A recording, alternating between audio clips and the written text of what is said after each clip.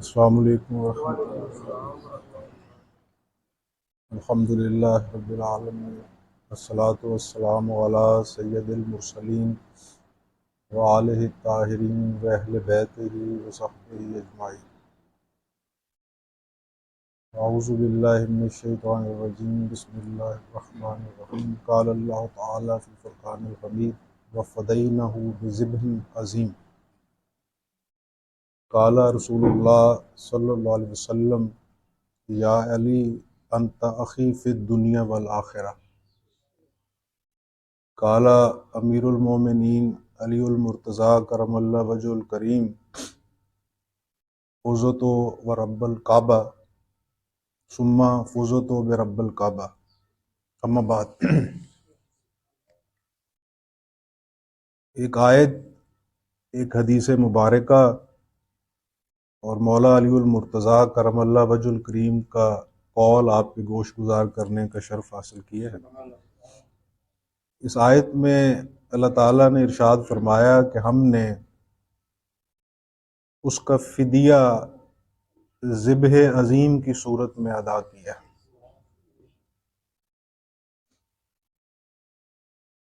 اور یہ حدیث سرکار دو عالم صلی اللہ علیہ وسلم کا فرمان مبارک، اس میں آپ نے ارشاد فرمایا کہ علی تو میرا بھائی ہے، دنیا میں بھی اور آخرت میں بھی۔ مولا علی المرتضیٰ کرم اللہ وجہ الکریم نے ارشاد فرمایا کہ رب کعبہ کی قسم علی کامیاب ہو گیا۔ اسی جملہ سے میں گفتگو کا آغاز کرنا چاہتا ہوں۔ موت کا وقت وہ وقت ہوتا ہے کہ جب بڑے بڑے کامیاب بھی ناکام نظر آتے ہیں۔ دنیا میں جو لوگ کامیاب ہوئے ہیں، موت کے وقت انہوں نے بھی اپنی ناکامرانی اور ناکامیابی کا اعلان کیا ہے۔ معروف ہے کہ دارا جیسے آدمی نے بھی یہ کہا تھا کہ جب میری میت کو اٹھایا جائے تو میرے دونوں ہاتھ کھلے چھوڑ دیے جائیں تاکہ عوام الناس کو معلوم ہو جائے کہ میں خالی ہاتھ اور ناکام جا رہا ہوں۔ یہ دو کمالات مولا علی المرتضیٰ کرم اللہ وجہ الکریم کی شخصیت کو حاصل ہیں کہ ایک آپ نے فرمایا کہ فاسألونی قبل ان تفقدونی، آپ نے فرمایا پوچھو مجھ سے جو پوچھنا چاہتے ہو، قبل اس کے کہ تم مجھے کھو دو۔ یہ نہیں فرمایا کہ پوچھو مجھ سے جو پوچھنا چاہتے ہو قبل اس کے کہ میں کھو جاؤں۔ آپ نے فرمایا قبل ان تفقدونی، قبل اس کے کہ تم مجھے کھو جاؤ، یعنی میرا فیض تو جاری و ساری ہی رہے گا۔ جس کو سرکار دو عالم صلی اللہ علیہ وسلم نے فرما دیا کہ انا مدینۃ العلم و علی بابوہا، انا دار الحکمت و علی بابوہا، اس کا دروازہ کبھی بند نہیں ہو سکتا۔ جس کو سرکار نے ارشاد فرما دیا کہ مسجد کی طرف کھلنے والے سب دروازوں اور کھڑکیوں کو بند کر دیا جائے سوائے علی کے دروازہ کے، جس کو آپ نے کھلا رہنے کا حکم ارشاد فرما دیا، وہ دروازہ کبھی بند نہیں ہو سکتا۔ آپ نے فرمایا کہ پوچھو مجھ سے قبل اس کے کہ تم مجھے کھو دو میں۔ یہ اعلان جو ہوتا ہے یہ بحمد ہی تعالی ہوتا ہے، یہ بفضل تعالی ہوتا ہے۔ اس کا ادعا اس وقت زبان بشر سے نہیں ہوتا، جس طرح کہ امام بخاری نے اس روایت کو درج کیا ہے کہ قرب نوافل کے ذریعے جب بندہ مومن اس مقام قرب پر فائز ہوتا ہے تو اللہ فرماتا ہے کہ اس کا میں ہاتھ بن جاتا ہوں جس سے وہ پکڑتا ہے، اس کی آنکھ بن جاتا ہوں جس سے وہ دیکھتا ہے، اس کی زبان بن جاتا ہوں جس سے وہ بولتا ہے۔ تو اس وقت وہاں پہ اس کی زبان پہ بندہ نہیں بلکہ مولا بولتا ہے۔ گفتہ او گفتہ اللہ بود، گرچہ از حلقوم عبداللہ بود۔ رومی فرماتے ہیں کہ اس کا بولنا اللہ کا بولنا ہے، اگرچہ بظاہر یہ معلوم ہو رہا ہے کہ اللہ کا بندہ بول رہا ہے۔ تو آپ نے فرمایا کہ فاسألونی، پوچھو، میں آسمان کے راستوں کو زمین کے راستوں سے زیادہ جانتا ہوں۔ میں یہ جانتا ہوں کہ کون سی آیت کب نازل ہوئی، میں یہ جانتا ہوں کہ کہاں نازل ہوئی، میں یہ جانتا ہوں کہ کیوں کر نازل ہوئی۔ یہ بھی اعلان آپ نے ارشاد فرمایا، کائنات میں اور کسی نے اعلان نہیں کیا۔ اور دوسرا فزتو و رب الکعبہ، اس کے دو متن ہیں، کچھ اسناد میں ہے فزتو و رب الکعبہ اور کچھ میں ہے فزتو برب الکعبہ۔ رومی نے مثنوی میں اس متن کو فوقیت دی ہے فزتو برب الکعبہ، اور ائمہ محدثین نے و رب الکعبہ کو دی ہے فزتو و رب الکعبہ۔ دونوں کا معنی اور مفہوم قریب قریب ہے۔ آپ نے فرمایا کہ رب کعبہ کی قسم علی کامیاب ہو گیا۔ آج کی گفتگو اسی تناظر میں ہے کہ کیوں کامیاب ہو گیا۔ اس بات کو سمجھنے کے لیے اس حدیث کی طرف بھی اشارہ کرتا جاؤں کہ سرکار دو عالم صلی اللہ علیہ وسلم نے ارشاد فرمایا کہ پہلا عشرہ، اس کا پہلا عشرہ جو ہے وہ مغفرت کا، کسی متن میں آیا اور کسی میں آیا کہ رحمت کا۔ دوسرا عشرہ مغفرت کا، کسی متن میں آیا کہ تیسرا عشرہ رحمت کا۔ پہلا عشرہ نجات کا، دوسرا عشرہ مغفرت کا، اور تیسرا عشرہ رحمت کا۔ یعنی یہ جو رحمت ہے یہ کامیابی کی علامت ہے۔ آپ غور کیجئے گا کہ ہمارے ہاں جو درجہ وجوب پہ دو تقاریب ہیں وہ دونوں کسی سلسلہ کے آخر میں وقوع پذیر ہوتی ہیں، عید الاضحیٰ اور عید الفطر۔ عید الفطر جو ہے یہ رمضان کے آخر میں کیوں ہے؟ اس کے پیچھے ایک داستان ہے زہد کی، اس کے پیچھے ایک داستان ہے جہد مسلسل کی، کہ جب تم نے نفس کے اوپر کنٹرول حاصل کر لیا، جب تم نے نفس کی تربیت کر لی، جب تم نے اپنے نفس کو زیر کر لیا، تو اب تم استحقاق رکھتے ہو خوشی منانے کا۔ اس کو عید کہتے ہیں۔ یہ ہے فزتو و رب الکعبہ، رب کعبہ کی قسم میں کامیاب ہو گیا۔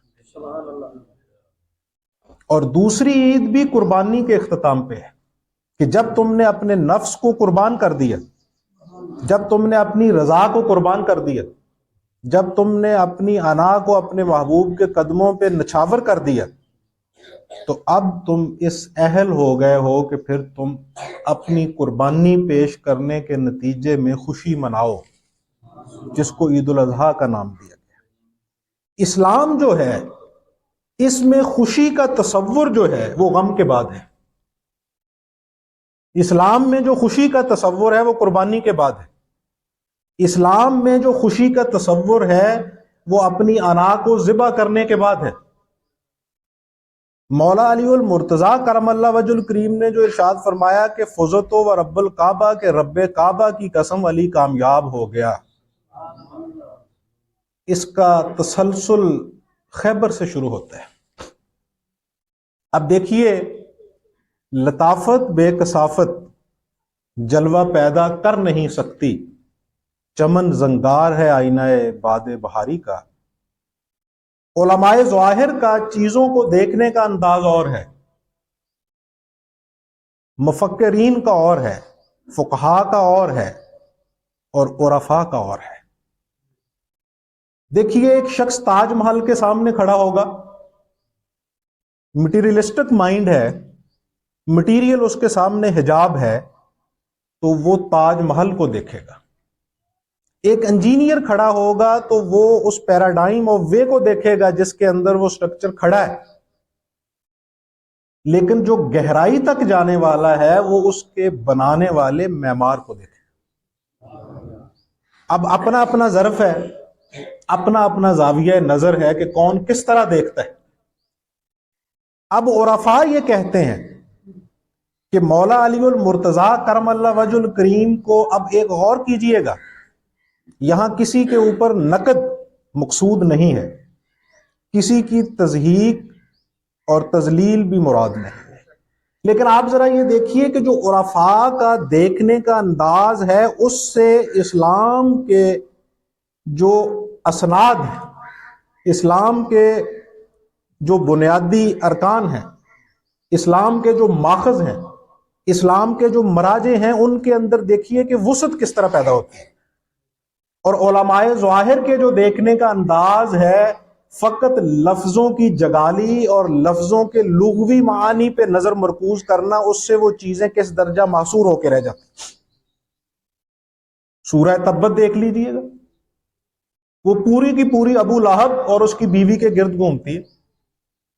اب محققین کہتے ہیں کہ ابو لہب کسی شخص کا نام نہیں ہے، ابو لہب ایک فلسفہ ہے، ستیزہ کار رہا ہے ازل سے تا امروز، چراغ مصطفی سے شرار بولہبی۔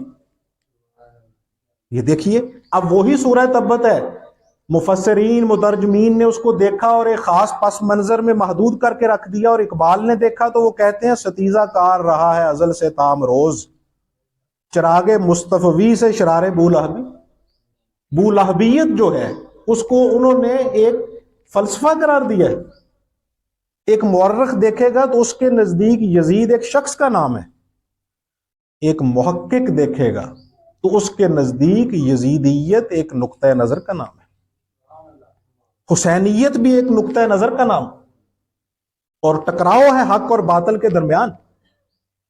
ایک عالم ظاہر دیکھے گا تو اس کے نزدیک شیطان ایک شخص ہے، ایک فرد واحد ہے، اور ایک محقق دیکھے گا تو اس کے نزدیک شیطان ایک رویہ ہے، شیطان ایک صفات کا مجموعہ ہے، شیطان آپ کی رگوں میں دوڑتا ہے، اور جب آپ پہ وہ غالب آتا ہے تو آپ سراپا شیطان ہوتے ہیں، آپ مجسم شیطان ہوتے ہیں بعین ہی۔ جس طرح امام بخاری اس روایت کو لائے ہیں کہ بندہ مومن جب قرب نوافل کے ذریعے اللہ فرماتا ہے کہ میرے قریب ہوتا ہے تو اس وقت وہ شخص سراپا رحمان ہوتا ہے۔ گفتہ او گفتہ اللہ بود، گرچہ از حلقوم عبداللہ بود۔ اب دیکھنے کا انداز ہے، اب علماء ظاہر کے دیکھنے کا انداز یہ ہے کہ مولا علی المرتضیٰ کرم اللہ وجہ الکریم کسی وجہ سے ناراض ہوئے اور مسجد نبوی میں جا کے استراحت فرما ہوئے، لیٹ گئے، اور آپ کے جسم اطہر کے اوپر جو قمیض پہنا ہوا تھا وہ باریک تھا، اس زمانے کے اعتبار سے آپ ململ کا کپڑا سمجھ لیجئے، اپنے اعتبار سے آپ لون کا کپڑا سمجھ لیجئے، تو وہ آپ کی کمر مبارک سے ہٹ گیا اور آپ کی کمر مبارک جو تھی اس کے اوپر گرد لگ گئی۔ اب نبی مکرم صلی اللہ علیہ وسلم تشریف لے گئے آپ کے گھر اور پوچھا علی کہاں ہے؟ تو سیدہ النساء فاطمہ سلام اللہ علیہا نے ارشاد فرمایا کہ یا رسول اللہ صلی اللہ علیہ وسلم وہ مسجد میں تشریف لے گئے۔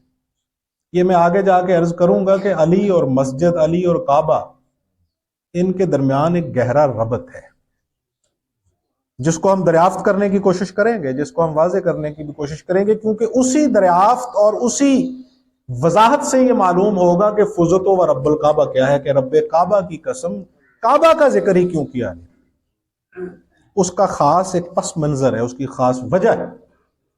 اب دیکھنے کا انداز ہے، ایک مادی ذہن آدمی دیکھے گا تو تاج محل نظر آئے گا، ایک مفکر اور درک رکھنے والا آدمی دیکھے گا تو وہ اس کے ایک ایک پہلو میں، اس کی ایک ایک اینٹ میں معمار کی جلوہ گری دیکھے گا۔ یہی فرق ہے۔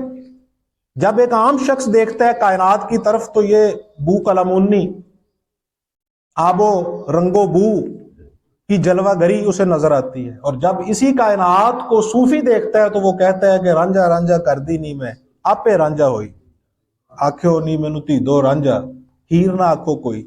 وہ اس کائنات میں یار کا جلوہ دیکھتا ہے، یار کو ہم نے جا بجا دیکھا، وہ جدھر بھی دیکھتا ہے اسے یار کی جلوہ گری نظر آتی ہے۔ یہ فرق ہے بنیادی طور پہ۔ ان علماء ظاہر نے قرآن اور حدیث کو محدود کر دیا ہے، اور آج جو سائنس اور منطق سوالات اٹھا رہی ہے وہ بھی دراصل ان لوگوں کے اس حصر کی وجہ سے، اس محدودیت کی وجہ سے، ورنہ عرفاء کا جو تصور دین ہے اس پہ ان میں سے کوئی اعتراض بھی نہیں اٹھ سکتا۔ میں ایک مثال دیتا ہوں، ہم اسناد کو، ہم اصول و مبادیات دین کو رد نہیں کرتے، ہم ان کو ان کے ظاہر کے معنوں کے اوپر بھی معمول گردانتے ہیں۔ ہم تفسیر بے رائے کے اس طرح قائل نہیں ہے کہ قرآن کی تفسیر جو ہے اثر ہی اس کو چھوڑ دیا جائے، جو صحابہ سے ثابت ہے اس کو چھوڑ دیا جائے، لیکن ہم یہ کہتے ہیں کہ جس جگہ پہ اس کا لغوی معنی ہے وہاں اس کے ساتھ ساتھ اس کا عرفی اور اصطلاحی معنی بھی ہوتا ہے، ورنہ پھر آپ کے لیے بہت مسائل ہو جائیں گے۔ قرآن کریم میں اللہ ارشاد فرماتے ہیں کہ قیامت کے روز اللہ اپنی پنڈلی ننگی کریں گے۔ اب آپ اگر اصرار کرتے ہیں کہ لغت کے اعتبار سے ہی معنی لینا ہے تو لیجئے، پھر پنڈلی کے ساتھ تو رانیں بھی ہوتی ہیں، پنڈلی کے ساتھ تو پھر گھٹنا بھی ہوتا ہے، پنڈلی کے ساتھ تو پاؤں بھی ہوتے ہیں، جبکہ وہ ذات فرماتی ہے کہ وہ ہر تشبیہ سے، ہر تمثیل سے مبرہ ہے، اس کو آنکھیں نہیں پا سکتی، وہ آنکھوں کا احاطہ کیے ہوئے۔ اب وہاں پنڈلی سے مراد کیا ہے؟ اب دیکھیے اس بات کو پلے باندھ لیجئے، اگر آپ لٹریچر کے ساتھ تھوڑا سا بھی مس رکھتے ہیں تو آپ کو یہ معلوم ہونا چاہیے کہ کسی بھی ضرب المثل کا ترجمہ بعین ہی دوسری زبان میں نہیں ہو سکتا۔ مائی ٹیوٹر مائی فٹ، کیجئے اس کا لغوی ترجمہ، لفظی ترجمہ، جائیے کسی ماہر کے پاس اور اسے کہیے میرا استاد میرے پیر، یہ ترجمہ کرے گا وہ اس کا۔ اب دیکھیے آپ وہ اس اصول کو اٹھائیے، پنجابی میں کہتے ہیں گونگلوں تو مٹی چاڑنا۔ اب جائیے کسی ماہر کے پاس جس کی زبان پہ دسترس ہو لیکن وہ زبان کے نشیب و فراز سے واقف نہ ہو، زبان کی اونچ نیچ سے واقف نہ ہو، زبان کے اندر جو محاورات کا استعمال ہے، ضرب الامثال کا استعمال ہے، اس سے وہ واقف نہ ہو، تو اب وہ کس طرح ترجمہ کرے گا؟ گونگلوں کا ترجمہ گونگلو ہوگا انگریزی میں، اس کا مترادف ڈھونڈیں گے آپ انگریزی میں؟ کسی ذمہ دار سے پوچھئے کہ گونگلواں نو جھاڑنا یا گونگلواں تو مٹی لاؤنا یہ مطلب کی ہوندا ہے؟ لکیر پٹنا۔ جب کوئی چیز گزر جائے اس کے بعد اس کی وہ وضاحت پیش کرنا جو اس کے پس منظر کے ساتھ مماثلت نہ رکھتی ہو۔ مائی ٹیوٹر مائی فٹ۔ اب جائیے اردو کی لغت کی طرف، اردو کے محاورات کی طرف، تو وہاں اس کا ترجمہ وہ نظر آئے گا جو اس کے لفظ کے ساتھ مماثل ہی نہیں ہے۔ وہ اردو میں کہتے ہیں کہ میری بلی مینو ہی میاؤ، پنجابی میں کہتے ہیں کہ میری بلی مینو ہی میاؤ۔ مطلب یہ ہے کہ جس کو آپ نے انگوٹھا پکڑ پکڑ کے چلایا ہو وہ آپ کے ہی سامنے کھڑا ہو گیا۔ یہ ہے اس کا ترجمہ، یہ ہے اس کی ترجمانی۔ کسی زبان کے محاورے کا بھی دوسری زبان کے اندر ترجمہ نہیں ہوتا، ترجمانی ہوتی ہے، اس کا مفہوم بیان کیا جا سکتا ہے۔ اب پنڈلی سے مراد کیا ہے؟ عرب کا لٹریچر پڑھیے، عربی ادب کے اوپر نظر ڈالیے تو اس سے مراد ہوتا ہے کسی چیز کا کلیتاً عیاں ہو جانا، بے حجاب ہو جانا۔ جس طرح آپ کو میں نے کعبہ قوسین کے متعلق کہا تھا کہ یہ اصطلاح سمجھنے کے لیے عربی کلچر کو سمجھیے کہ جب دو گروہ آپس میں صلح کرتے تھے تو وہ اپنی کمانیں ملاتے تھے، اور جب دو کمانیں آپس میں ملتی ہیں، دیکھیے یہ ہوتی ہے کمان، اب ان دونوں کمانوں کو ملائیں گے تو یہ دائرہ بن گیا۔ اب یہ علامت تھی اس بات کی کہ جو ہم منقسم تھے، الگ الگ تھے، اب ہم اکٹھے ہو گئے، ہم دائرہ ہو گیا، یہ ایک دائرے کی صورت میں ہم منقلب ہو چکے ہیں، اس لیے ہمیں اب کوئی جدا نہیں کر سکتا۔ اب پنڈلی سے مراد وہاں ہے کہ اللہ تعالیٰ بے حجاب جلوہ گری فرمائیں گے، کوئی حجاب نہیں ہوگا وہاں۔ پنڈلی سے مراد یہ پنڈلی نہیں ہے۔ اگر اس طرح آپ لفظوں کے بکھیڑوں کے پیچھے پڑیں گے تو پھر سوال یہ ہے کہ سورہ تبت اب ہمارے لیے کہاں مفید ہوگی؟ قرآن کریم کا حصہ ہے، آپ پڑھتے ہیں۔ اب سورہ تبت ابو لہب تو موجود ہی نہیں ہے، اور اس کی بیوی جس کے متعلق قرآن کہتا ہے وہ رسیاں بانٹتی ہے، رسیاں بنتی ہے۔ اب یہ رسیاں بننا کیا ہے؟ یہ بھی ایک محاورہ ہے، گرا لگانا، وہ گروں پہ پھونکے مارنے والی۔ اب ذرا قرآن کریم کی دیگر صورتوں کی طرف بھی ملتفت ہوں اور میرا اشارہ سمجھے، وہ جو گروں میں گرا کیا ہوتی ہے؟ یہ گرا عقد جس سے ہم نکاح کے لیے بھی اس ترکیب کو استعمال کرتے ہیں، عقد کیا ہوتا ہے؟ اس کو عقد کہتے ہیں، گرا۔ اسی سے عقیدہ کا لفظ نکلا ہے۔ یہ جو ہم کہتے ہیں نا ہمارا عقیدہ، اس کا جو مادہ ہے یا روٹ اور ورڈ ہے وہ عقد ہے۔ اب وہ ان عورتوں کا ذکر کیا ہے جو گروں میں پھونکے مارتی ہیں۔ اب ہم یہ سمجھ بیٹھے ہیں کہ اس کا مطلب یہ ہے کہ دھاگوں کے اوپر گرے لگا کے اس کے اوپر وہ پھونکے مار، نہیں، اس سے مراد وہ عورتیں ہیں جو اچھے بھلے رشتے میں پھونک مار کے اس کو توڑ دیتی، یہ مراد ہے۔ اچھا بھلا رشتہ ہوتا ہے، مثلا دو بھائیوں کا اچھا بھلا رشتہ ہے، دونوں کی شادیاں ہوئی ہیں، اب وہ عورتیں آئی ہیں، اور یہاں پہ مراد صرف عورت نہیں ہے۔ زوج کا لفظ قرآن میں عورت مرد اور مرد اور عورت دونوں کے لیے یکساں استعمال ہوتا ہے۔ اگر یہ حرکت مرد بھی کرے تو وہ بھی اسی میں شامل ہوگا۔ وہ اچھے بھلے دو بھائی ہیں، ان کی جو گرہ لگی ہوئی ہے، وہ عقد کی گرہ جو لگی ہوئی ہے، اس میں ایسی پھونک ماری، پھونک مارنے سے مراد ہے ایسی بات کی، ایسی آگ لگائی کہ وہ بالکل جدا جدا ہو گئے، یہ مراد ہے اس سے۔ اب دیکھیے کہ وہ ریلیونٹ ہے یا نہیں، اب اس سورہ کو دیکھیے کہ اب اس کا اطلاق ہر زمانے پہ ہوتا ہے یا نہیں، اب وہ کھل گئی۔ اگر لفظی معنوں کو آپ لیں گے اور لفظ کے اس معنی پہ آپ اصرار کریں گے تو پھر قرآن کریم کا آدھے سے زیادہ حصہ ہمارے ساتھ متعلق نہیں ہے۔ کسی کا تعلق مدینے کے منافقین کے ساتھ ہے، کسی کا تعلق مکہ کے کفار کے ساتھ ہے، کسی کا تعلق یہود و نصارہ کے ساتھ ہے، یہاں تو یہودی بھی موجود نہیں۔ جبکہ اقبال کہتے ہیں کہ میں قرآن کا مطالعہ کرتا تھا، مجھے قرآن کی سمجھ نہیں آتی تھی، میرے باپ نے مجھے کہا کہ بیٹا تو جب تک اس بات کو سمجھے گا نہیں کہ قرآن کا مخاطب تو ہے اور یہ تمہارے اوپر نازل ہو رہا ہے، تب تک تجھے قرآن کی سمجھ نہیں۔ اسی لیے تو اقبال نے کہا کہ یہ حقیقت کسی کو نہیں معلوم، میں اس کو تھوڑا سا تبدیل کر لیتا ہوں اپنے ذوق کے مطابق کہ یہ حقیقت ہر کسی کو نہیں معلوم، کہ مومن قاری نظر آتا ہے، حقیقت میں ہے قرآن، وہی مجسم قرآن ہوتا ہے۔ یہ جو روایت، اصل میں صوفیاء کی بہت ساری روایات ہیں جن کو علماء ظواہر سمجھ نہیں سکے اور معترض ہوتے ہیں کہ مولا علی المرتضیٰ کے بارے میں یہ روایت عام طور پہ زبان زد عام ہے، اور خطباء اس کو جا بجا بیان کرتے ہیں کہ آپ کی حالت یہ تھی، آپ کی کیفیت یہ تھی کہ آپ جب گھوڑے پہ سوار ہوتے تھے تو ایک رکاب سے دوسری رکاب میں آپ جب اپنا قدم استوار فرماتے تھے تو اتنی دیر میں قرآن کریم کو ختم کر لیتے تھے۔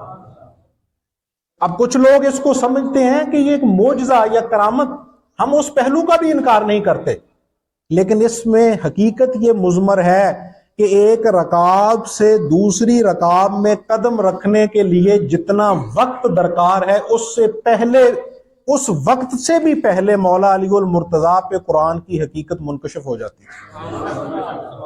وہ سراپا قرآن تھے، مجسم قرآن تھے۔ اب یہ جو صوفیاء اور عرفاء کا ذوق ہے، اس کا جو تصور دین ہے، اس کے نتیجے میں جو تصور روایت پیدا ہوتا ہے، اس کے نتیجہ میں جو منہج پیدا ہوتا ہے، جو فکر پیدا ہوتی ہے، وہ محدود نہیں ہوتی۔ آج ایک سوال جا بجا پیدا کیا جا رہا ہے کہ لیلۃ القدر، شب قدر کون سی رات ہے؟ فی الحال میرا یہ موضوع نہیں، میں جس موضوع پہ گفتگو کرنا چاہ رہا ہوں اسی کے ساتھ اس کو جوڑتے ہوئے دیکھیے۔ اب نیوزی لینڈ میں جو رات ہے وہ امریکہ میں نہیں ہے، جو برازیل میں رات ہے وہ بر صغیر میں نہیں ہے، جو عرب میں رات ہے وہ افریقہ میں نہیں ہے، اور جو امریکہ میں رات ہے وہ رشیا میں نہیں ہے۔ رشیا کے اندر تو غالباً ٹائم بھی جو ہیں ان کے 8 کے قریب ہے، وہ اتنا لمبا چوڑا ہے، وہ اپنے آپ میں خود ایک دنیا ہے، اور طیارہ اس کی سرحد سے دوسری طرف اڑے تو غالباً وہ 7-8 گھنٹے لگتے ہیں، وہ اتنا لمبا چوڑا ہے۔ 8 اس کے اندر ٹائم ہیں، مختلف اوقات ہیں جو انہوں نے خود متعین کیے ہوئے۔ اب لیلۃ القدر تو ایک ہے، شب قدر تو ایک ہے، اسی کے اندر اب اس کے 2 معانی ہیں، اور دونوں کے اعتبار سے یہ جو نقد ہے یہ اعتراض رفع ہو جاتا ہے۔ اب ذرا تھوڑا سا ترجمے میں فرق ڈالیے جس کی گنجائش لغت دیتی ہے۔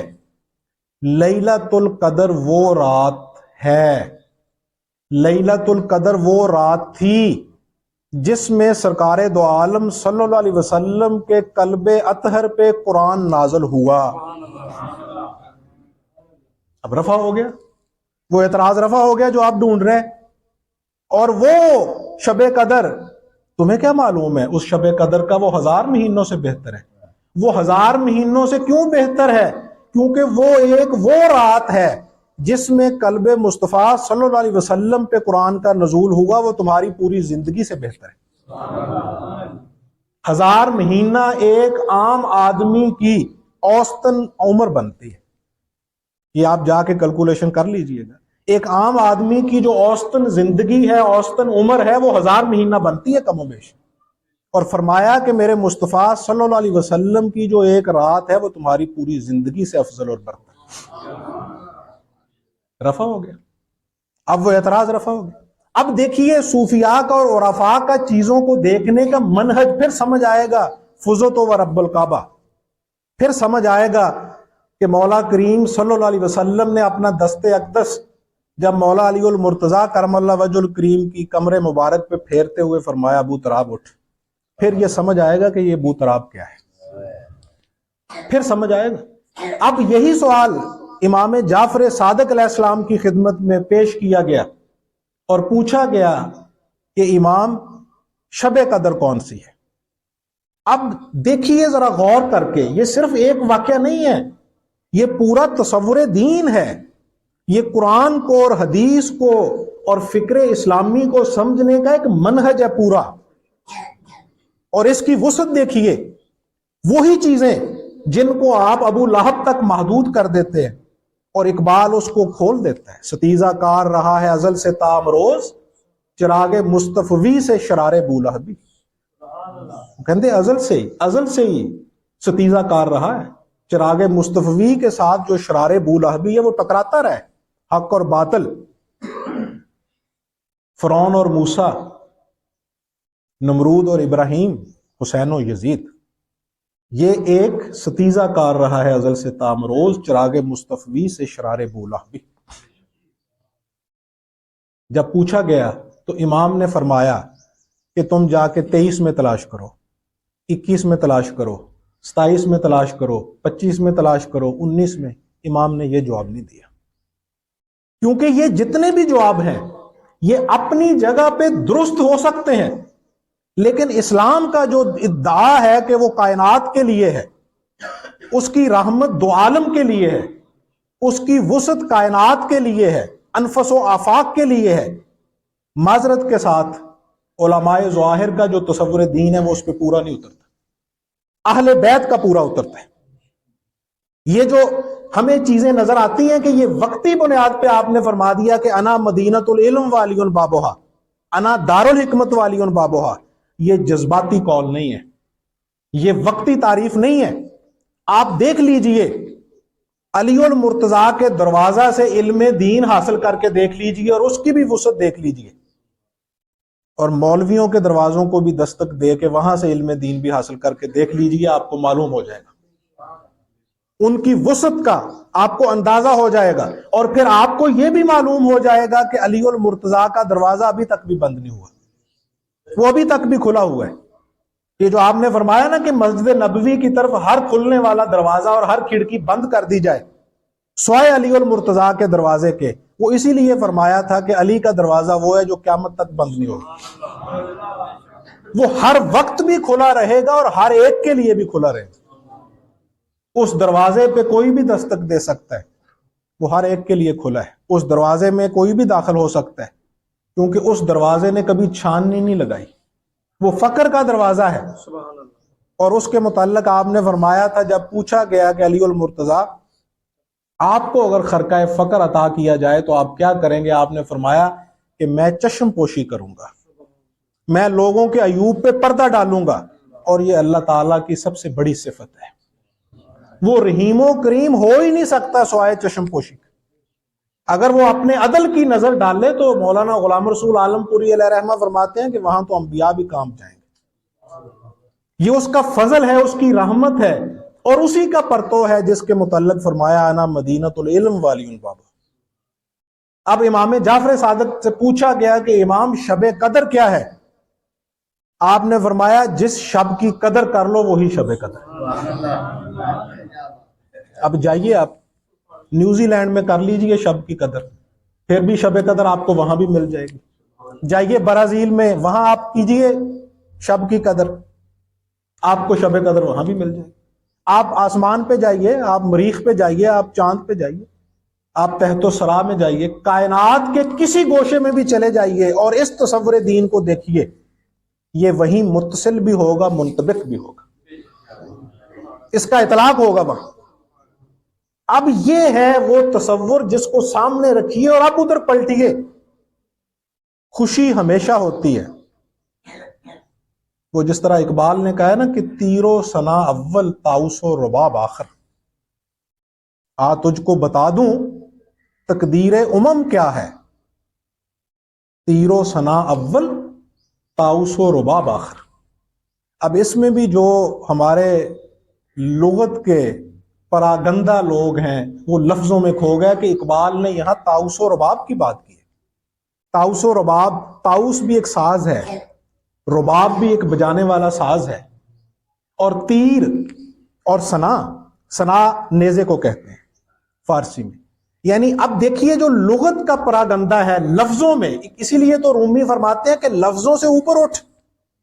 کیا استدلال ہے خوب رومی کا، کیا استفہام ہے اور کیا استنباط ہے۔ وہ کہتے ہیں لفظوں سے اوپر اٹھ، لفظوں کی سیاہی میں نہ کھو جا۔ یہ لفظ تو وہ ہیں جو سفید کاغذ کو سیاہ کر دیتے ہیں، تیرے دل کا کیا عالم کریں گے جو پہلے ہی سیاہی میں گرا ہو۔ رومی کہتے ہیں کہ یہ تو اچھے بھلے سفید کاغذ کو سیاہ کر دیتے، تیرے دل کا کیا عالم کریں گے جو پہلے ہی سیاہیوں میں گرا ہو۔ لفظوں سے اوپر بھی اٹھنا سیکھ۔ لذت آشنائی ان لوگوں کو اسی لیے تو حاصل نہیں ہوتی کہ انہیں درد آشنائی حاصل نہیں۔ جب تک درد آشنائی نہیں ہوگا لذت آشنائی نہیں ہوگی، اور یہ لذت حاصل ہی نہیں ہو سکتی جب تک کہ آپ لفظوں کے بکھیڑوں سے اوپر نہیں اٹھیں۔ اس شعر میں بھی اقبال اسی فلسفہ شہادت کو بیان کر رہے ہیں۔ وہ فرماتے ہیں کہ میں تجھے بتاؤں کہ تقدیر قوموں کی جو تقدیر ہے وہ کیا ہے، تجھ کو بتاؤں تقدیر امم کیا ہے۔ وہ کہتے ہیں کہ تجھے میں یہ بتاؤں، تجھے یہ سکھاؤں کہ امتوں کی تقدیر، امتوں کا مقدر کس چیز میں مضمر ہے۔ وہ کہتے ہیں کہ جو قوموں کی تقدیر ہے وہ اس چیز میں مضمر ہے کہ پہلے تیر و ثنا، پہلے محنت، پہلے جہد مسلسل، پہلے جذبہ شہادت، پہلے جہاد، چاہے وہ جہاد فی نفس ہو یا قتال فی الکفار ہو، دونوں۔ وہ کہتے ہیں کہ پہلے محنت کرو، پہلے کوشش کرو، پہلے جہد مسلسل اختیار کرو، اور پھر اس کے بعد طاؤس و رباب، پھر اس کے بعد تسکین کی زندگی ہے۔ اسی لیے تو اللہ نے فرمایا ہے نا، وہاں بھی دلہن کا لفظ استعمال کیا گیا، عروسی کا لفظ استعمال کیا گیا کہ جو بندہ مومن ہے اس کی روح کو اللہ ارشاد فرماتے ہیں کہ اے دلہن، تو جس عروسی کیفیت میں میری بارگاہ میں حاضر ہوئی ہے اب خوشی کے ساتھ سو جا۔ اسی کو قلب سلیم اور نفس مطمئنہ صوفیاء نے کہا ہے۔ ایسا نفس کہ جو مطمئن ہو گیا، یہاں بھی مطمئن ہو گیا۔ یہ جو صوفیاء نے کہی ہے نا بات کہ جس کو درشن ات ومن کان فی ھذا اعمی وہو فی الآخرہ، کہ جو یہاں اندھا ہے، قرآن کہتا ہے جو یہاں اندھا ہے وہ آخرت میں بھی اندھا ہے۔ آما اندھے کو کہتے ہیں، جو یہاں اندھا ہے وہ آخرت میں بھی اندھا ہے۔ اسی لیے تو صوفیہ فرماتے ہیں کہ جس کو درشن ات اس کو درشن ات، جس کو درشن ات نہیں اس کو نہ ات نہ ات، پھر اس کو درشن یہاں بھی نہیں ہے وہاں بھی نہیں ہے۔ اسی لیے تو مولا علی المرتضیٰ کرم اللہ وجہ الکریم فرماتے تھے کہ میں نے کوئی شے نہیں دیکھی جب تک کہ حق کو نہیں دیکھ لی۔ یہ ایک عارف کا مشاہدہ ہے کہ وہ ہر شے اور ہر تعین کو دیکھنے سے پہلے اس کے خالق اور اس کے مالک اور اس کے آقا اور اس کے معمار، اس کا مشاہدہ پہلے کرتے، اس شے کا مشاہدہ بعد میں ہوتا ہے۔ آپ فرماتے ہیں کہ میں پہلے حق کا مشاہدہ کرتا۔ پوچھا گیا کہ آپ نے حق کا مشاہدہ کیا، آپ فرماتے ہیں کہ میں نماز کا سجدہ ہی نہیں تب تک کرتا جب تک کہ اس کا مشاہدہ نہ کرتا۔ یہی تو ہے جس کو قرآن کہتا ہے وَاسْجُدْ وَاقْتَرِب، سجدہ کر اور میرے قریب ہو جا۔ یہی تو ہے کہ سجدہ کر اور میرے قریب ہو جا۔ یہ سجدہ ہوتا ہی تب ہے جب مشاہدہ ہو جائے، اس ذات کا، اس کی کبریائی کا مشاہدہ ہوتا ہے، اور اس مشاہدے کے نتیجہ میں جو اظہار تذلل اور اظہار عجز پیدا ہوتا ہے، اس کے نتیجہ میں جب ایک عبد خاص مقام عبدہ پہ فائز ہو کے گرتا ہے تو اس کو سجدہ کہتے ہیں۔ یہ تو جو ہم کرتے ہیں یہ تو اس کی کاپی ہے، یہ تو ٹکرے ہیں۔ اس کے لیے تو اتنا ہی کافی ہے کہ اگر آپ اس بات کو سمجھ لیں کہ نبی اکرم صلی اللہ علیہ وسلم نے جو ارشاد فرمایا کہ جو شخص جس قوم کی مماثلت اختیار کرے گا وہ قیامت کے روز اس کے ساتھ اٹھایا جائے گا، بس یہی تصور کر لیا کرو کہ ہم ان کی نماز کی نقل اتارتے ہیں، ان کے سجدوں کی نقل اتارتے ہیں۔ سجدہ تو وہ ہے جو کربلا میں حسین نے کیا، یہ ہے وسجد وقترب، ایسا سجدہ کیا کہ نہ رضا باقی رہی، نہ روح باقی رہی، نہ جسم باقی رہا۔ کیا سجدہ ہے!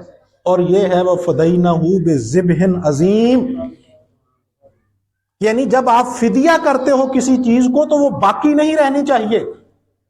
کلو نفس ذائقہ، ہر نفس نے موت کا ذائقہ چکھنا ہے، لیکن وہ ایسی موت ہے موتو قبلہ ان تموت، مرنے سے پہلے مر جاؤ، اور وہ ایسی موت ہے اور ایسا فدیہ ہے اس ذبح عظیم کا، وہ ایسا ذبح عظیم ہے، یعنی حسین نے ایسا سجدہ کیا کہ رضا بھی اس کی ذات میں قربان کر دی اور اپنا جسم بھی قربان کر دی۔ اب وہ بات اپنی جگہ پہ بہت کربناک، بہت اذیتناک، بہت دردناک کہ آپ کے جسم اطہر کو روندا گیا، لیکن ایک عاشق صادق اس بات کو سمجھ سکتا ہے۔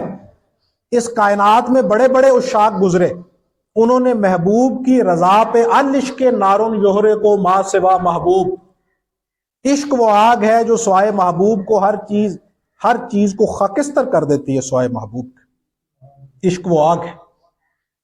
لیکن اس طرح خاکستر ہوتا ہوا کوئی عاشق جس طرح کربلا کے میدان میں حسین نے بتایا کائنات نے نہیں دیکھا، کہ جس کی رضا بھی اس کی ذات پہ قربان ہو گئی اور جس کا جسم بھی اس کی رضا پہ ریزہ ریزہ ہو گیا۔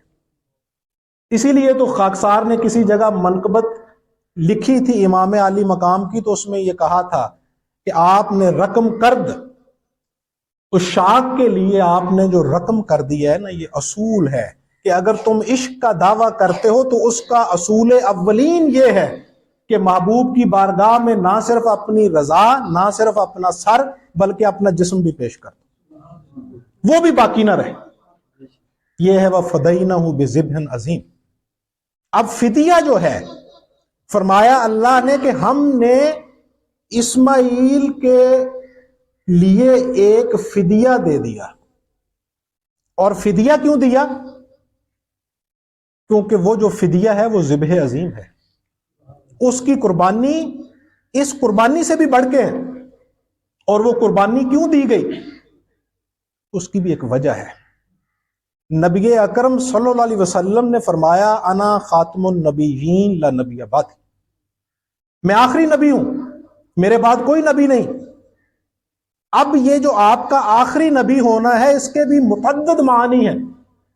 خاتم آخری، خاتم بمعنی مہر، مہر بھی تھیلے پہ اس وقت لگائی جاتی ہے جب اس کو اب کھولنے کی اجازت نہیں ہے سوائے اس کے مالک کے جس کی طرف وہ بھیجا جا رہا ہے، پھر بھی وہی معنی ہے۔ اور ایک اس کا اور معنی بھی ہے، اور وہ ہے مہر، مہر نبوت، کہ آپ کی مہر کے بغیر کسی کو نبوت ہی عطا نہیں کی، آپ کی مہر کے بغیر کسی کو ولایت ہی عطا نہیں کی۔ سرکار دو عالم صلی اللہ علیہ وسلم خاتم الانبیاء ہیں اور مولا علی المرتضی خاتم الاولیاء ہیں۔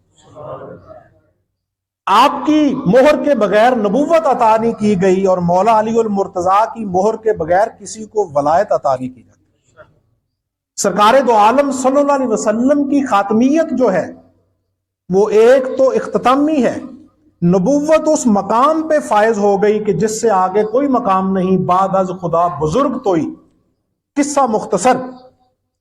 اور آپ نے نبوت کے فیض کو اتنا عام کر دیا کہ اب کسی نئے نبی کی ضرورت بھی باقی نہیں۔ کہا جاتا ہے نا کہ فلاں شخص نے اس فن میں وہ مہارت حاصل کر لی کہ وہ خاتم الشعراء ہو گیا، اب اس سے آگے کوئی شعر ہی کیسے کہے۔ تو سرکار اس معنی میں بھی خاتم النبیین ہے کہ آپ نے مقام نبوت کو مقام عبودیت کو، مقام مصطفیت کو اس مقام پہ پہنچا دیا کہ اب اس سے آگے مقام ہی کوئی۔ اب دیکھیے وَفَدَيْنَاهُ بِذِبْحٍ عَظِيمٍ، اس کو باقی کیوں رکھا؟ اس لیے باقی رکھا کہ نبوت جو تھی اس کو مقام کبریٰ اور معراج کبریٰ پہ ابھی پہنچنا تھا، وہ مقام مصطفیٰ صلی اللہ علیہ وسلم کے ذریعے پہنچنا تھا۔ اسی لیے اس قربانی کے فدیہ کو بھی قائم اور باقی رکھا گیا کہ جب مقام نبوت اپنی معراج کبریٰ پہ پہنچے گی، جب مقام نبوت اپنی معراج کبریٰ پہ استوار ہوگی تو اسی وقت اس قربانی کو بھی وہ مقام عطا کیا جائے گا کہ جس پہ قربانی بھی ناز کرے گی۔ جس طرح مقام نبوت بھی آپ کی ذات اقدس میں رکھا گیا، اسی طرح مقام ولایت بھی آپ کے گھرانے میں رکھا گیا۔ جب نبوت آپ کے گھر میں ہے، رسالت آپ کے گھر میں ہے، امامت آپ کے گھر میں ہے، ولایت آپ کے گھر میں ہے اور ولایت آپ کے گھر میں ہے، ولایت بھی آپ کے گھر میں ہے اور ولایت بھی آپ کے گھر میں ہے، تو شہادت کوئی اور گھر لے جاتا ہے؟ یہ کس طرح ہو سکتا ہے؟ شہادت بھی مقام کبریٰ پہ آپ کے ہی گھر میں پہنچی ہے، آپ نے ہی اپنی ذات کو پیش کیا۔ وہ جو قرآن کہتا ہے نا کہ اللہ نے اس امانت کو آسمانوں کی طرف پیش کیا، زمینوں کی طرف پیش کیا، پہاڑوں کی طرف پیش کیا، لیکن کائنات کا کوئی تعین بھی آگے نہیں بڑھا اس امانت کو اٹھانے کے لیے۔ وہ وہی امانت ہے جس کو مصطفیٰ صلی اللہ علیہ وسلم کے گھرانے نے اٹھایا۔ وہ امانت نبوت کی، وہ ولایت کی امانت ہے، وہ امامت کی، وہ خلیفۃ الارض، انی جائل فی الارض خلیفہ، یہ جو نیابت الہی کی امانت ہے وہ یہی امانت ہے۔ آپ اسی لیے امین ہیں کہ آپ نے اس امانت کو اٹھایا، لیکن اس امانت کو بغیر شہادت نہیں اٹھایا جا سکتا تھا۔ اس کے لیے شہادت دی جانی تھی، اس کے لیے اپنے آپ کو پیش کرنا تھا۔ العشق نارن جوہرے کو ما سوا محبوب، اب قرآن نے ظلوماً جہولا کی اصطلاحات استعمال کی ہیں، یہ پیار سے کہا ہے کہ دیکھو یہ کتنا ظالم ہے، یہ کتنا جاہل ہے کہ اس نے اپنی استعداد کی طرف نہیں دیکھا اور اس امانت الہی کو اٹھانے کے لیے اپنی گردن پیش کر دی۔ کیوں؟ کیونکہ جب اس نے اس امانت کو اٹھانا تھا تو اس کے بعد اس کی ذات ریزہ ریزہ ہو جانی تھی۔ اس ذات کی ایک تجلی پڑی تھی کوہ طور پہ، وہ ریزہ ریزہ ہو گیا تھا، اور مقام مصطفیٰ ان تجلیات کی آماج گاہ رہا 23 سال اور اپنے مقام پہ قائم رہا۔ نہ آنکھ بڑکی، نہ لرزش پیدا ہوئی، نہ تذبذب نے جنم لیا، اور وہ شہادت کے بغیر، دراصل دیکھیے یہ جو 3 شخصیات ہیں یہ دراصل ایک ہی شخصیت ہے۔ یہ مسیحیوں کا اکانیم ثلاثہ نہیں ہے، یہ ایک ہی ذات کی تجلی ہے۔ اسلام نبی مکرم صلی اللہ علیہ وسلم کے قلب اطہر پہ نازل ہوا اور علی کی صورت میں اس کی تفسیر ہوئی۔ آپ پیغمبر اسلام ہیں، مولا علی مفسر اسلام ہے اور حسین شہید اسلام ہے۔ یہ 3 شخصیات ہیں جنہوں نے استوار کیا ہے۔ مولا علی المرتضیٰ کرم اللہ وجہ الکریم نے اور آپ کے گھرانے نے اس کی بنیاد کو سینچا ہے۔ علی المرتضیٰ کرم اللہ وجہ الکریم اور آپ کے گھرانے کا خون شامل ہے اسلام کی بنیادوں کو استوار کرنے میں۔ محسن اسلام سے لے کے شہید اسلام تک علی کا گھرانہ شامل ہے اسلام کی عمارت کو استوار کرنے میں۔ توحید کا پرچم، توحید کا علم جو ہے وہ ابو طالب کے گھر پہ چسپاں کیا گیا، ابو طالب کے گھر پہ نصب کیا گیا، اور ابو طالب کے گھر سے توحید کی آواز اٹھی۔ سرکار دو عالم صلی اللہ علیہ وسلم نے توحید کا اعلان ابو طالب کے گھر میں کیا، اور اسی گھر سے سب سے پہلی آواز جو اٹھی تھی لبیک یا رسول اللہ، وہ بھی ابو طالب کے گھر سے اٹھی، اور وہ مولا علی المرتضیٰ کی آواز تھی کہ یا رسول اللہ اگرچہ میں نحیف ہوں، بظاہر لاغر ہوں، لیکن آپ کا سپہ سالار ہوں اور آپ کے ساتھ کھڑا ہوں، آپ کی نیابت میں کھڑا ہوں۔ یہ ہے تفسیر فزت و رب الکعبہ کی، اور یہ ہے بنیاد اس چیز کی کہ اے ابو تراب اٹھ، اے مٹی کے باپ اٹھ۔ مولا علی المرتضیٰ کو جو فاتح خیبر کہا جاتا ہے، اور مولا علی المرتضیٰ کو جو بوتراب کہا جاتا ہے، اب دیکھیے عرفاء کا استدلال، وہ کہتے ہیں کہ یہاں خیبر سے مراد نفس ہے، کیونکہ مولا علی المرتضیٰ کو جو فاتح خیبر کہا جاتا ہے، اس سے مراد سمجھنا ہے تو اس حدیث کو سمجھیے جو سرکار دو عالم صلی اللہ علیہ وسلم نے خیبر کے اس غزوہ سے واپسی کے موقع پہ ارشاد فرمائی۔ آپ نے صحابہ کو مخاطب کرتے ہوئے فرمایا کہ تم آج جہاد اصغر سے جہاد اکبر کی طرف لوٹ رہے ہو، اور علی جو فاتح خیبر ہیں اس سے مراد یہ ہے کہ وہ فاتح وجود ہیں، وہ فاتح نفس ہیں۔ مارکہ وجود میں بدر و حنین بھی ہے عشق، یہ جو اقبال نے کہا ہے نا کہ مارکہ وجود میں بدر و حنین بھی ہے عشق، اس کی طرف جائیے کہ ایک صوفی کا دیکھنے کا اسلوب کیا ہے۔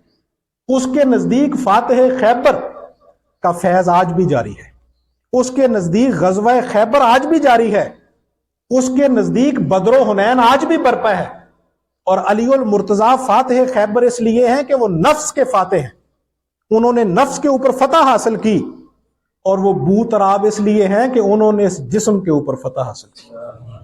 اور سرکار دو عالم نے جو فرمایا ہے ابو تراب ہے مٹی کے باپ، یعنی اے اس وجود انفس و آفاق کے اوپر غالب آنے والے، اس نفس کے اوپر غالب آنے والے اٹھ، یہ نسبت ہے مولا علی المرتضیٰ کی۔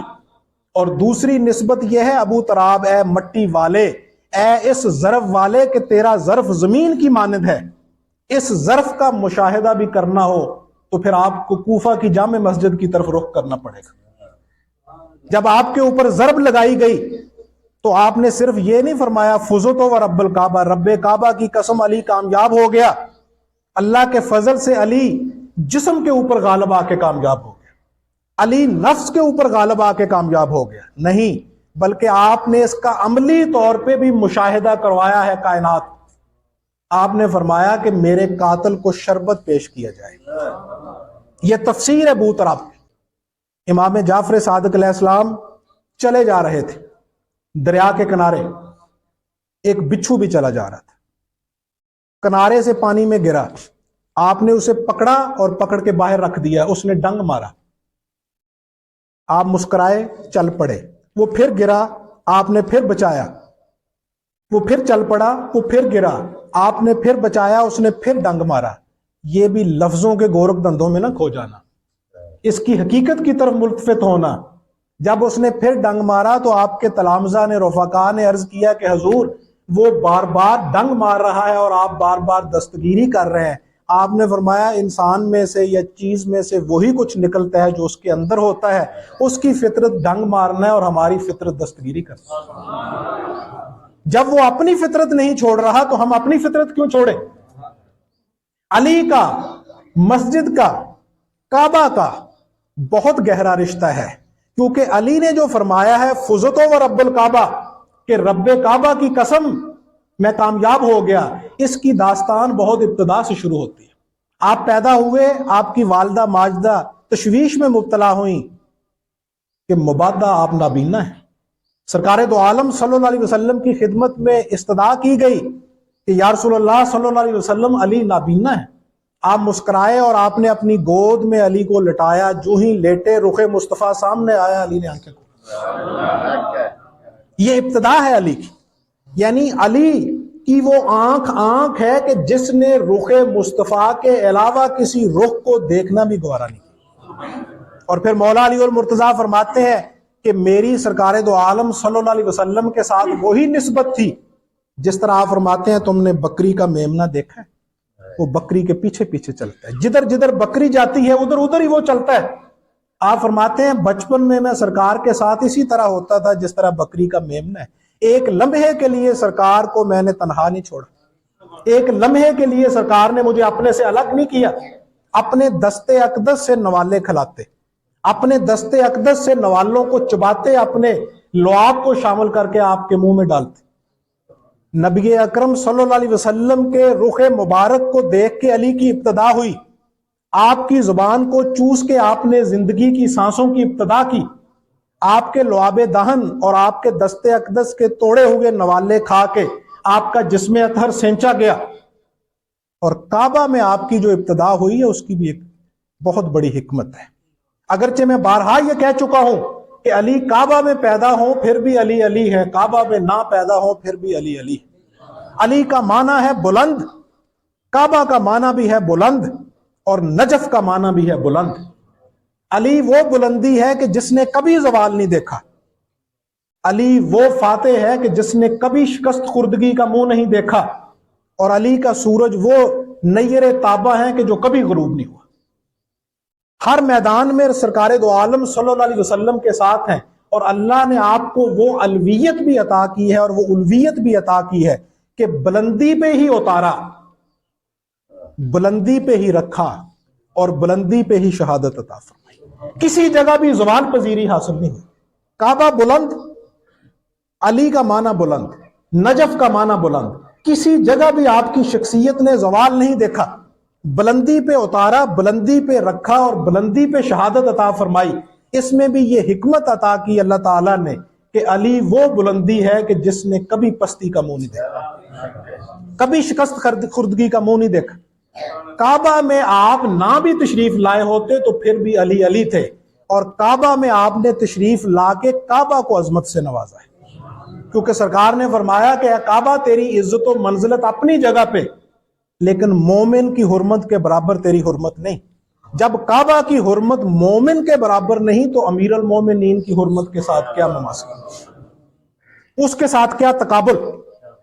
آپ جو کعبہ میں تشریف لائے، اس کے پیچھے یہ حکمت تھی کہ علی وہ الویت رکھتا ہے، علی وہ الویت رکھتا ہے، علی وہ بلندی رکھتا ہے، علی وہ تقوی رکھتا ہے کہ علی کی تشریف آوری کے لیے بھی اللہ کے پاکیزہ گھر کے علاوہ کوئی اور گھر زیب ہی نہیں دے سکتا۔ علی وہ پاکیزگی رکھتا ہے، علی وہ طہارت رکھتا ہے، اور علی وہ امام المتقین ہے کہ علی کی شخصیت جو ہے وہ اللہ کے مطہر گھر کے علاوہ اسے زیب ہی نہیں دیتا کہ کسی فرد یا بشر کے گھر میں تشریف لائے۔ اب ذرا غور کیجئے گا کہ جب مولا علی المرتضیٰ کرم اللہ وجہ الکریم کا یہ مقام ہے کہ وہ کسی بشریت کی جو لغزش ہے، لغویت ہے، اس کو قبول نہیں کرتا، تو جو علی کا بھی مولا ہے مقام مصطفیٰ صلی اللہ علیہ وسلم، وہ کسی ایسے گھر میں تشریف لا سکتے ہیں کہ جو شرک کی نجاست سے آلودہ ہو، وہ کسی ایسے شخص کی آغوش میں پرورش پا سکتے ہیں کہ جو توحید کے منافی طرز عمل رکھتا ہو، وہ کسی ایسے شخص کے دستے اقدس سے لقمہ تناول فرما سکتے ہیں کہ جو توحید کے عقیدہ کے منافی عقیدہ رکھتا ہو۔ جب اس مولا کا بھائی جس کی وجہ سے مولا علی مولا بنے، جب ان کی یہ قدر و منزلت ہے کہ وہ اللہ کے گھر میں تشریف لائے اور انہوں نے کسی فرد کی، کسی شخص کی جو شخصی نجاست ہے اس کو بھی قبول نہیں کیا، تو سرکار دو عالم صلی اللہ علیہ وسلم نجس گھر میں کس طرح تشریف لا سکتے، توحید کا علم کس طرح بلند کر سکتے تھے ایسے گھر میں۔ اور پھر یہ حکمت ہے کہ مولا علی المرتضیٰ کرم اللہ وجہ الکریم ہر جگہ پہ فاتح کی حیثیت سے کھڑے رہے۔ کیوں؟ اس لیے کہ مولا علی المرتضیٰ کرم اللہ وجہ الکریم کی جو شکست نعوذ باللہ من ذالک نقل کفر نہ باشد، اگر ہوتی تو وہ سرکار دو عالم صلی اللہ علیہ وسلم کی شکست تھی۔ باقیوں کی شکست، باقیوں کا واپس پلٹنا اور ہے، مولا علی المرتضیٰ کا اپنے قدموں سے واپس پلٹنا اور ہے۔ یا علی انت اخی فی الدنیا والآخرہ، اے علی تو میرا بھائی ہے اس دنیا میں بھی اور آخرت میں بھی۔ یا علی لحموں کا لحمی، جسموں کا جسمی، روحوں کا روحی، نوروں کا نوری۔ اے علی تیرا اور میرا جسم ایک ہے، تیرا اور میرا خون ایک ہے، تیری اور میری روح ایک ہے۔ یا علی انا و نور واحد، تیرا اور میرا نور ایک ہے۔ پاک صلبوں سے چلتا ہوا وہ آیا اور وہ فاطمہ کے بطن میں چلا گیا، اور میرا نور جو ہے وہ آمنہ کے بطن میں چلا گیا، اور یہ دونوں پاک اور مطہر صلبوں سے ہوتے ہوئے یہاں تک پہنچے۔ اور پھر آپ کی جو شہادت ہے اس کا مسجد میں ہونا، یہ بھی اس بات کی علامت ہے کہ علی کی وہ ذات ہے کہ جس کی ابتدا بھی اتصال اللہ سے شروع ہوئی ہے اور جس کی شہادت بھی اللہ کے گھر میں ہوئی ہے۔ علی نے ایک اپنی زندگی کا ایک لمحہ بھی ایسا نہیں گزارا کہ جس میں مولا علی المرتضیٰ کرم اللہ وجہ الکریم کو وجہ اللہ کیوں کہا جاتا ہے؟ اللہ کا چہرہ۔ اب دیکھیے فَأَيْنَمَا تُوَلُّوا فَثَمَّ وَجْهُ اللَّهِ، تم جدھر بھی رخ کرو ادھر اللہ کا چہرہ ہے، تم جدھر بھی رخ کرو ادھر اللہ کا چہرہ ہے۔ لیکن تم جب رخ کرتے ہو تو تمہارے اور اللہ کے چہرے میں 20 حجاب ہے، تمہاری انا کا حجاب ہے، تمہارے سٹیٹس کا حجاب ہے، تمہارے نفاق کا حجاب ہے، حسد کا حجاب ہے۔ علی کو وجہ اللہ اس لیے کہا جاتا ہے کہ علی نے جدھر بھی رخ کیا وجہ اللہ بے حجاب ان کے سامنے تھا۔ علی نے جدھر رخ کیا وجہ اللہ بے حجاب ان کے سامنے تھا۔ چونکہ وجہ اللہ بے حجاب ان کے سامنے تھا اس لیے کہا کہ کرم اللہ وجہ الکریم۔ کرم اللہ وجہ الکریم کیوں کہا جاتا ہے؟ یہ بھی علی کا امتیاز ہے کہ علی کا چہرہ وہ چہرہ ہے، علی کے اوپر اللہ کا وہ کرم ہے کہ جو سوائے اللہ کے کسی طرف جھکا نہیں ہے۔ علی کی پیشانی وہ ہے کہ جو سوائے اللہ کے کسی کے آگے استوار نہیں ہوئی، کسی کے آگے نہیں جھکی۔ اس لیے کہا جاتا ہے کرم اللہ وجہ الکریم، کہ صرف اللہ کے رخ کی طرف جھکی ہے اور وجہ اللہ کی طرف متوجہ رہنے کی وجہ سے فرمایا۔ اور اس حدیث کشفی کو جا بجا صوفیہ نے اپنی کتابوں کے اندر درج کیا ہے کہ سرکار دو عالم صلی اللہ علیہ وسلم نے فرمایا کہ علی کے چہرے کو دیکھنا عبادت ہے، علی کے چہرے کو دیکھنا عبادت ہے، علی کا ذکر عبادت ہے۔ علی کے چہرے کو دیکھنا عبادت اس لیے ہے کہ علی کے پیش نظر ہر وقت وجہ اللہ تھا۔ ان کی زبان سیف اللہ ہے، ان کی زبان سیف اللہ ہے اور ان کا ہاتھ ید اللہ ہے۔ اللہ کا ہاتھ ہے اور ان کی زبان اللہ کی زبان ہے اور ان کا چہرہ اللہ کا چہرہ ہے۔ جب وجہ اللہ ہر وقت پیش نظر ہوگا تو آئینہ جب پیش نظر ہوتا ہے تو آئینے میں اپنا چہرہ نظر آنا شروع ہو جاتا ہے۔ علی جدھر دیکھتے ہیں وجہ اللہ نظر آتا ہے، اور جب ہم علی کی طرف دیکھتے ہیں تو ہمیں علی کے چہرے میں وجہ اللہ نظر آتا ہے۔ علی تشریف لائے تو کعبہ میں لائے، علی تشریف لے کے گئے تو مسجد سے لے کے گئے، یعنی وہ آئے بھی اللہ کے گھر میں اور ان کی جو شہادت ہوئی وہ بھی اللہ کے گھر میں، اور انہوں نے وفا کو اس مقام پہ پہنچا دیا کہ وفا نے ناز کیا۔ اس تناظر میں آپ نے فرمایا فزتو و رب الکعبہ، فزتو بے رب الکعبہ، کہ رب کعبہ کی قسم آج علی کامیاب ہو گیا۔ اللہ توفیقات میں اضافہ فرمائے۔ وما علینا الا البلاغ۔